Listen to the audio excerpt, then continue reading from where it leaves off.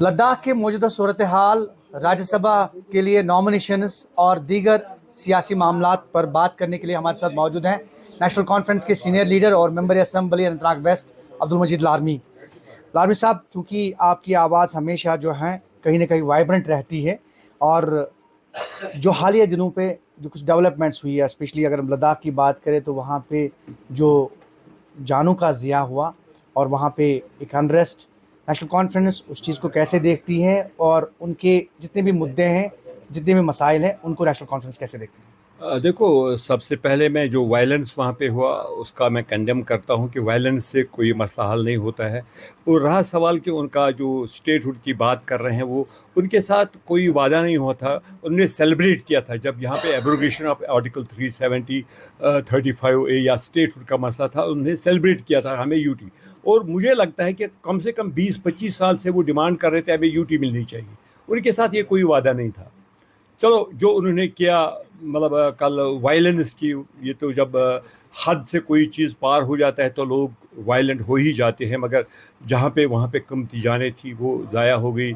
इससे मुझे लगता है कि ये नहीं करना चाहिए, टेबल पर आना चाहिए। मगर टेबल पर आने के लिए उन्होंने 4 साल दिए। मैं मानता हूँ कि वो होम मिनिस्टर से मिले, प्राइम मिनिस्टर से मिले, और उन्होंने वहाँ पे एक अलायंस की, सब पार्टियाँ एक हो गई। जब कुछ हुआ नहीं तो लोग वायलेंट हो गए। तो बाकी नेशनल कॉन्फ्रेंस का यही है कि जब हमने उनके साथ, तब जम्मू कश्मीर स्टेट जो था, लद्दाख हमारे साथ था और वो यूटी की मांग कर रहे थे, तब उन्होंने सेलिब्रेट किया। आज वो स्टेटहुड की बात करें, मुझे लगता है कि स्टेटहुड का कोई वादा सेंट्रल गवर्नमेंट ने उनके साथ नहीं किया था। आपको भी वादा किया, आपसे भी तो वादा किया गया? नहीं, हमसे वादा किया गया था कि स्टेटहुड आपको देंगे after delimitation, after election we will go through for this statehood, but they are not doing. वो कर नहीं रहे हैं, अभी तक नहीं कर रहे हैं। वो कल परसों, मगर हम अपने लोगों को वायलेंस पर नहीं करा। ये हमारा, लोगों ने मुझे चुना, मैं 1,35,000 वोटों का यहाँ पे चुना हुआ नुमाइंदा हूँ। ये मेरा फ़र्ज़ है कि मैं जंतर मंतर पर, और हमारे जितने भी MLA से, लास्ट ऑप्शन हमारा यही होगा, हम जंतर मंतर पर वहाँ पे धरना देंगे, क्योंकि लोगों ने चुना। लोगों की तरफ से नुमाइंदगी मैं करूंगा। मैं अपने लोगों को सड़क पर नहीं लाऊंगा ताकि सिक्योरिटी फोर्स अमन का रास्ता अमन का रास्ता इस्तेमाल करेंगे। अपने लोगों को हम सड़क पर नहीं लाएंगे और उनको गोलियों का शिकार होने देंगे, ऐसा हम नहीं करेंगे। वायलेंस के खिलाफ है हम। नेशनल कॉन्फ्रेंस ने हमेशा सेकुलरिज्म का साथ दिया है, कम्युनलिज्म के खिलाफ है, क्योंकि अगर मुल्क की तरक्की होती है वो सेकुलरिज्म में होती है, कम्युनलिज्म में कोई तरक्की नहीं होती है। इसीलिए गवर्नमेंट ऑफ इंडिया को ये सोचना चाहिए। उनके साथ बौद्ध जो लद्दाख में है, बौद्ध भी ऐसे ही है जिस तरीके से हिंदू है, और मुसलमानों को भी उसी तरीके से गले लगाना चाहिए, सिखों को भी गले लगाना चाहिए, तब ये मुल्क तरक्की कर सकता है। दोनों रीजन्स में लोगों के एस्पिरेशंस को आप कैसे देखते हैं, Ladakh and both Jammu and Kashmir? देखो, लद्दाख का मैंने बोला कि उनका एक स्टेट हमारे साथ वो ऑलरेडी थे, तो उन्होंने डिमांड की थी हम अलग, मतलब यूटी चाहते हैं। उनकी कुछ मांगे थी। अब उनकी मांगी थी कि मतलब 6 शेड्यूल की बातें वो कर रहे थे, रिजर्वेशन ऑफ जॉब्स, जो लैंड का मसला था। हमने तभी कहा था 370 की गारंटी तो यही है, कोई बाहर से नहीं। आज वो कह रहे हैं कि यहाँ पे बाहर के लोग आ गए और हमें अपने लोगों को यहाँ पे वो सफ़र कर रहे हैं। उनके पास अब ज़मीनें नहीं है रहने के लिए, उनके पास ज़मीनें, बाहर के बड़े बड़े लोग आते हैं, वो यहाँ की ज़मीनें खरीद रहे हैं। हम तो यही कह रहे थे, नेशनल कॉन्फ्रेंस ने हमेशा यही कहा। 370 इसीलिए था, वो कोई खुदा न खास्ता मिलिटेंसी के लिए नहीं था। हमने मिलिटेंसी का हम शिकार हो गए, 11,000 वर्कर हमारे शहीद किए गए, और आज भी देख रहे हैं कि कितना हमारे लोगों ने सफ़र किया। आज भी मेरा वर्कर डरता है बात करने से। ये हम जानते हैं कि हमने, यू मीन टू से नेशनल कॉन्फ्रेंस अमन पसंद जमात? हम अमन पसंद है, हम वायलेंस को मतलब कंडेम करते हैं, वायलेंस हम नहीं चाहते। ये राज्यसभा के नॉमिनेशंस को लेकर नेशनल कॉन्फ्रेंस का क्या स्टैंड रहेगा? स्पेशली आपके मेंबर्स आपको राज्यसभा में भेजने हैं, क्या है आपकी स्ट्रैटेजी? देखो, सबसे पहले मैं ये कहूँगा कि 2021 में वो रिटायर हो गए। 2021 से आज तक 5 साल का टाइम ऑलमोस्ट होने को आया है। तो मुझे बताओ कि ये 5 साल उन्होंने किया क्यों नहीं? अगर किसी स्टेट में आज कोई वहाँ पे रिटायर होता है तो अगले महीने के बाद या 2 महीने के बाद वहाँ पे इलेक्शन होते हैं। अब यहाँ पे 5, ये हमारे साथ नाइंसाफ़ी नहीं है तो और क्या है? अगर वो कहते हैं कि दिल्ली की दूरी और दिल की दूरी हम मिटाना चाहते हैं, اگر وہ کشمیری لوگوں کو اپنا مانتے ہیں, ہم ان کو گلے سے لگانا, تو پھر ہمارے ساتھ بھید بھاؤ کیوں؟ تو یہ جو الیکشن یہ ہمارے دباؤ کی وجہ سے ہوا, جو عمر صاحب نے دباؤ ان پر ڈالا, جو ڈاکٹر فاروق عبداللہ نے دباؤ ان پر ڈالا کہ یہ الیکشن ہے, ہمارا حق ہے, ہمارے بھی وہاں پہ راجیہ سبھا میں ممبرس ہونے چاہیے تاکہ وہ کشمیر نیشنل کانفرنس ممبرس کو بھیجے گی اور کیا نیشنل نامنیٹ کرے گی. نہیں نامنیٹ تو ہم الیکشن میں حصہ لیں گے, ہمارے پاس اس پہ کوئی الائنس ہوگا؟ آئی ڈونٹ تھنک, کرنی بھی نہیں چاہیے. یہ میری ذاتی رائے ہے, میں پارٹی کا جو فیصلہ ہوگا میں اس پر ہوں, مگر میری ذاتی رائے ہے کسی کے ساتھ الائنس نہیں کرنی چاہیے. وہ پھر ہمیں مطلب اس طریقے سے نہیں لیتے ہیں, اور جس طریقے سے ہم نے کانگریس کو یہاں پہ مطلب ہر جگہ پہ سیٹیں دلوائی, اپنے کینڈیڈیٹس کو ہم نے ریجیکٹ کیا, ان کو بولا آپ لڑو, اور آج وہی لوگ ہمارے خلاف بولتے ہیں. آپ نے دیکھا جو ہارے ہوئے نمائندے ہیں دیوسر کی کانسٹیچوئنسی کی میں بات کروں گا یا باقی علاقوں کی, انہوں نے اوپنلی عمر صاحب کی مخالفت کی. کیا ہم ان کے ساتھ الائنس کرنے کے لائق ہیں؟ میں کہتا ہوں میری ذاتی رائے ہے, ہم ان کے ساتھ الائنس کرنے کے قابل نہیں ہیں, ہم نہیں کریں گے الائنس. مجھے لگتا ہے یہ میری ذاتی رائے ہے. اوپر کا کیا فیصلہ ہوگا میں اس پر مطلب کچھ کمٹ نہیں کروں گا, نہیں کمٹ نہیں کروں گا. ٹپکری میں وہ ان کا لفظ ہے, میرا مطلب اس پر بحث نہیں کروں گا یا کمٹ نہیں کروں گا. اچھا, ہارٹی کلچر کا جہاں تک تعلق ہے بہت بڑا سیکٹر ہے, اور اگر ہم ساؤتھ کشمیر کی بات کریں, اسپیشلی اننت ناگ اور کلگام کی بات کریں, ہمارے پاس یہاں کولڈ سٹور نہیں ہے جو وقت کی اہم ضرورت بھی ہے. اور ہم نے دیکھا کہ ریسنٹلی جس طرح سے گروورز پریشان ہو گئے, راستے میں مال پڑا رہا, تو آپ چاہتے ہیں اور نیشنل کانفرنس اسپیشلی سرکار چاہے گی کہ یہاں پہ کہیں نہ کہیں کولڈ سٹورز کا جو ہے وہ کہیں نہ کہیں اسٹیبلش کیا جائے تاکہ گروورز کو کسی نہ کسی طریقے سے فائدہ ہو. بالکل.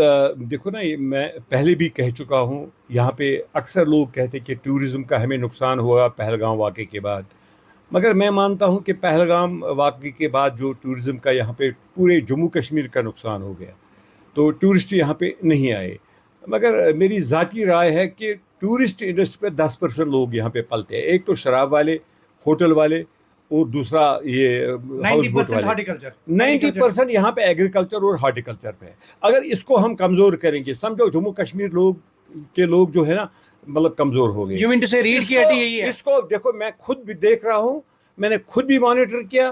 آنریبل منسٹر ہمارے ساتھ تھے, ہم اکٹھے گئے تھے وہاں پہ, چیف منسٹر بھی آئے, چیف منسٹر صاحب بھی آئے, اور ہم پیدل دورہ کیا وہاں پہ. ہم نے 13 کلومیٹر ہم پیدل چلے, رام بن گیا, بانی حال گئے, آپ بھی ساتھ تھے. اور وہاں پہ میں نے خود دیکھا وہاں پہ جو پیچ تھا 50-60 میٹر کا پیچ, وہ اس سے زیادہ نہیں تھا.